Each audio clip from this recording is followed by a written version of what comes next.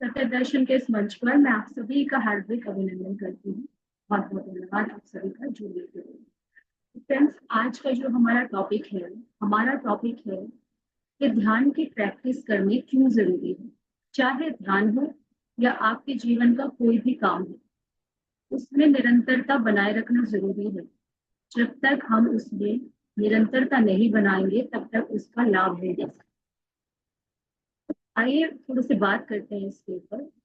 जो हमारे गुरु जी ब्रह्म ऋषि पत्री जी हैं, उन्होंने इसके विषय में क्या कहा है। इस टॉपिक को उनकी ही एक किताब से हम ले रहे हैं, आत्मयोगी भव। तो ये पत्री जी ने एक किताब है जिसमें कि उन्होंने बताया है कि किस तरीके से आपको ध्यान का लगातार अभ्यास करते रहना चाहिए।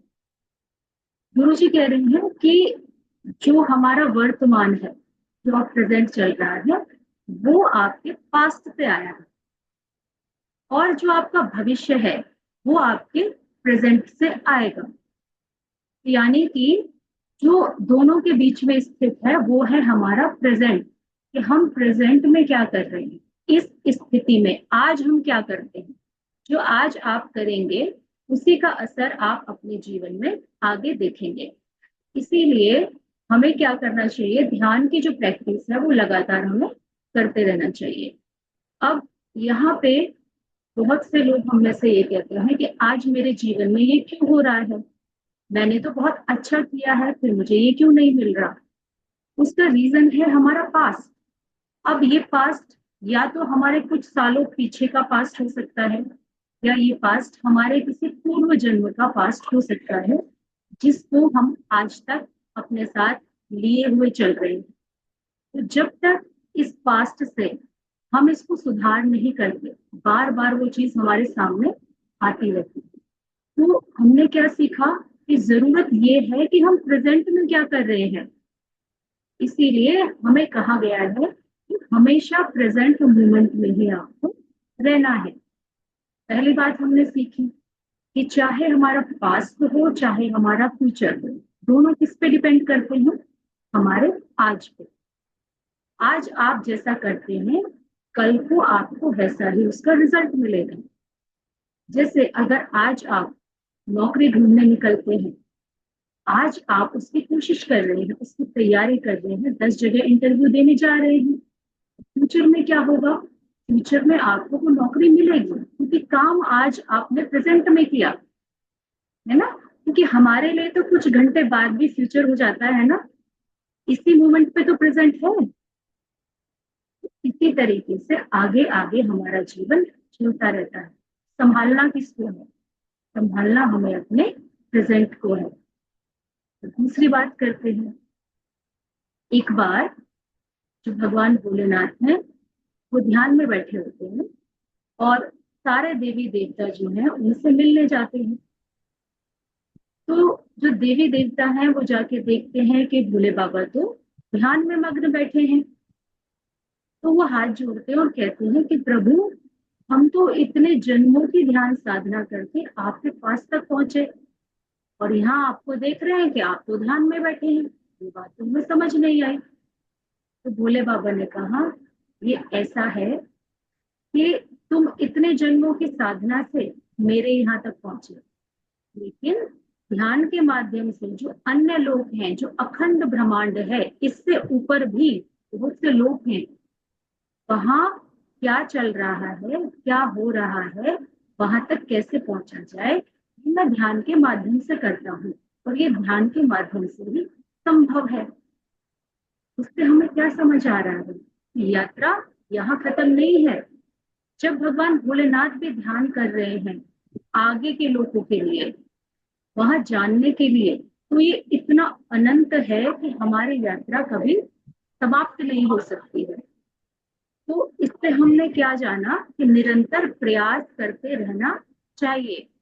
मानव जीवन में भी अगर हमने प्रयास नहीं किया तो क्या होता है, हमारा दिमाग, हमारी बुद्धि कुछ समय के बाद बातों को भूल जाती है। अब अपने जीवन से एक छोटा सा एग्जाम्पल लेते हैं।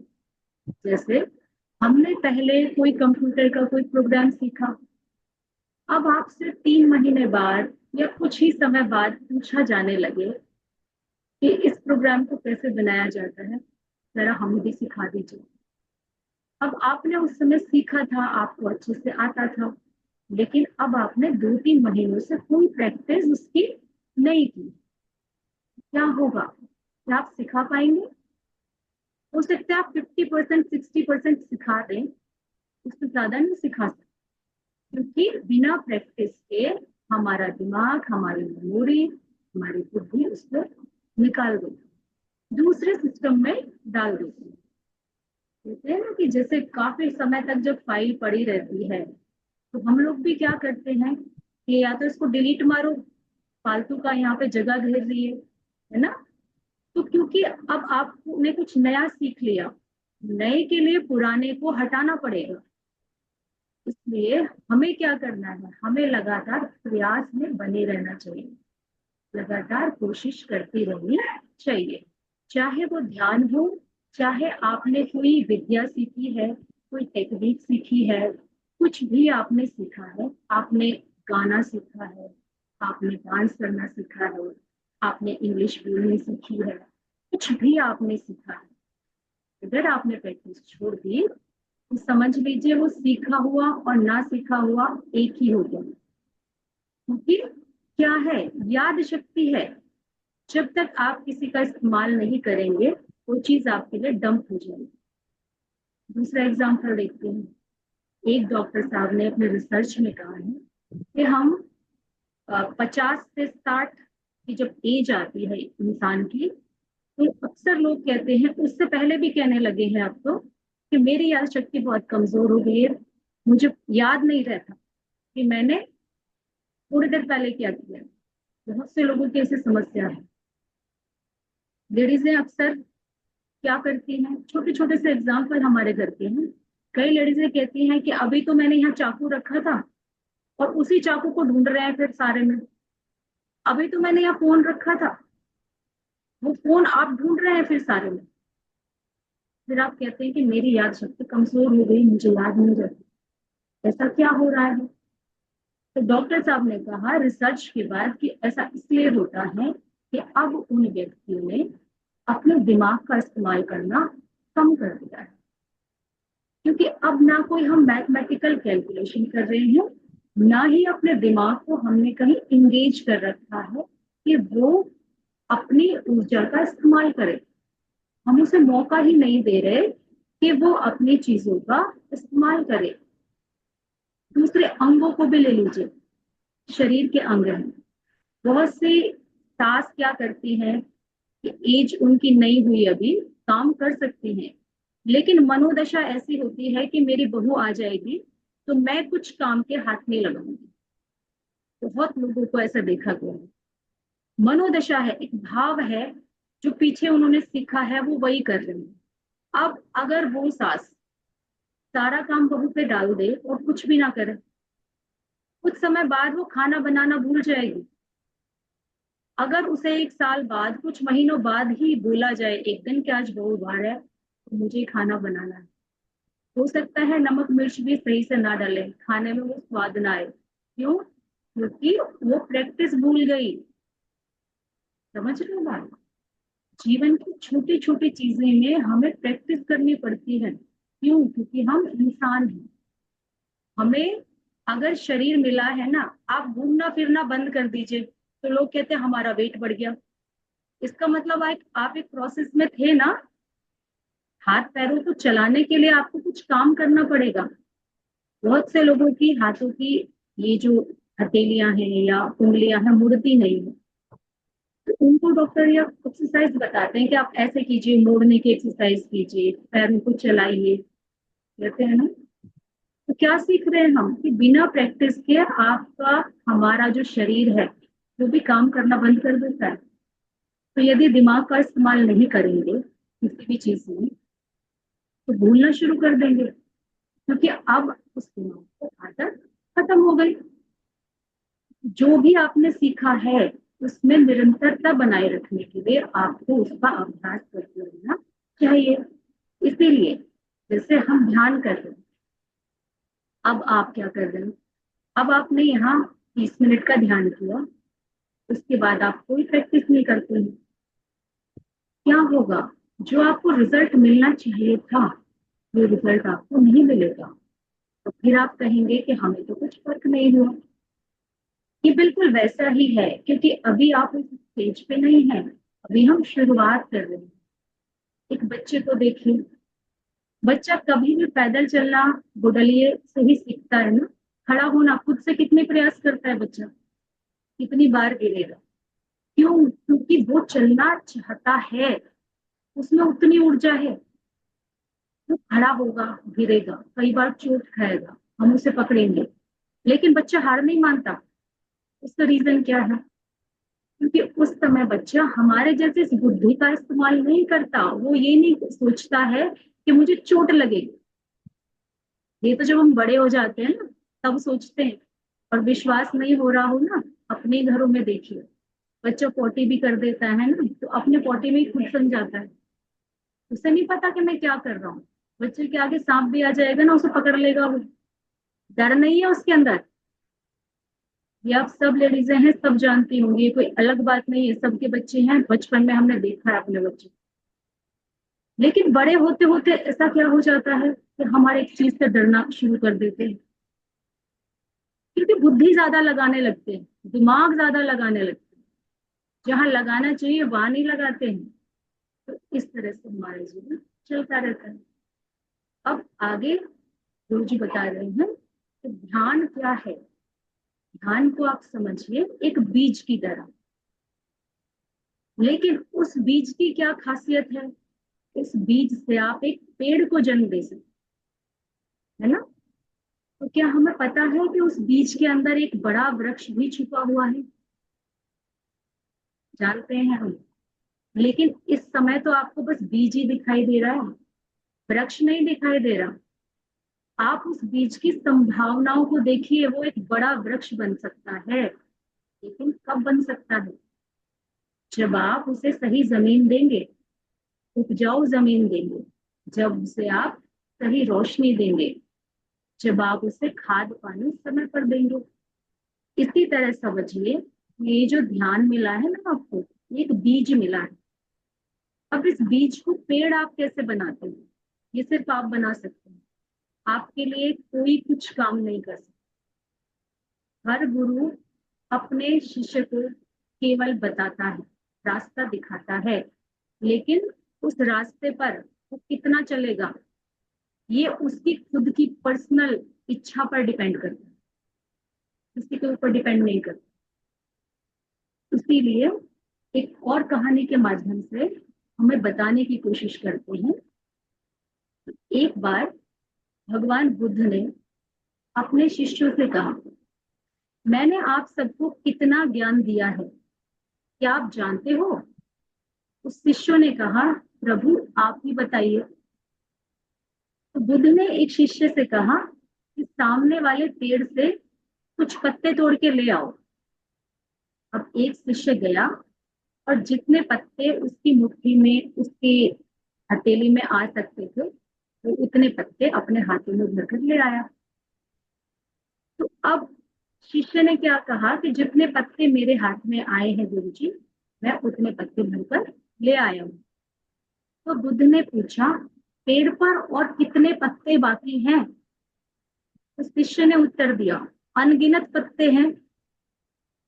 तो बुद्ध ने कहा, जो भी अभी तक मैंने तुम्हें बताया है वह तुम्हारे हाथ में आए पत्तों के जितना है। पूरा पेड़ जानना अभी बाकी है। मेरे ख्याल से कहानी समझ आई होगी कि बुद्ध भगवान अपने शिष्य को क्या समझा रहे हैं। यानी जितनी हमारी क्षमता है, हम सिर्फ उतना ले सकते हैं। उस शिष्य के सामने पूरा पेड़ खड़ा हुआ है, लेकिन इस हथेली में पूरा पेड़ भर के नहीं लाया जा सकता है। और गुरु के पास इतना सब कुछ देने के लिए है जितना उस पेड़ के पास है।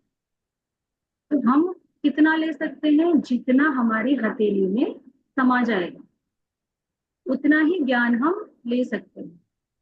इस स्टोरी से हमें समझ आता है कि हमें क्या करना चाहिए। अपनी जो पात्रता है सबकी अलग अलग हो सकती है, अपने अनुसार उसे मिलता है। जैसे उस शिष्य को उतने ही पत्ते ला पाया, लेकिन गुरु ने कहा कि पेड़ अभी बाकी है। इसका मतलब ये है कि ज्ञान उतना सारा है, तुम्हारी क्षमता लेने की होनी चाहिए।